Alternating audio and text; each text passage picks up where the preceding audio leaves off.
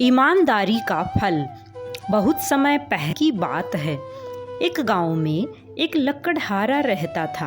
वह अपनी आजीविका के लिए दिन भर जंगल से लकड़ी काटता था और रोज शाम को पास के एक बाजार में जाकर बेचता था। एक दिन की बात है कि वो तालाब के पास में एक पेड़ काट रहा था। उसी समय उससे गलती हुई कि उसकी कुल्हाड़ी उसके हाथ से उसी तालाब में गिर जाती है। उस नदी के बहाव और गहराई दोनों ज़्यादा थी। उस लकड़हारे ने अपनी कुल्हाड़ी को बहुत खोजा, पर वह कामयाब ना हुआ।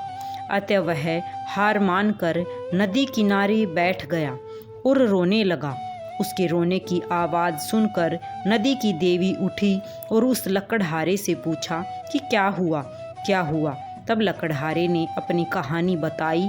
तब पानी की देवी को उस पर दया आ जाती है और पानी की देवी उस गरीब मेहनती लकड़हारे की मदद व सहयोग करने की पेशकश करती है।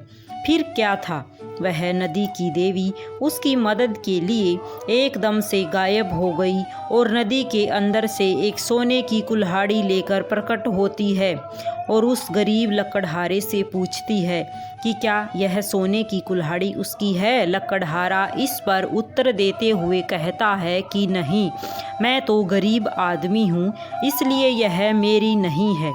तब फिर एक बार फिर नदी की देवी पानी के अंदर जाती है और इस बार चांदी की कुल्हाड़ी लेकर वापस लौटती है, लेकिन वह आदमी इस बार भी कहता है यह मेरी नहीं है।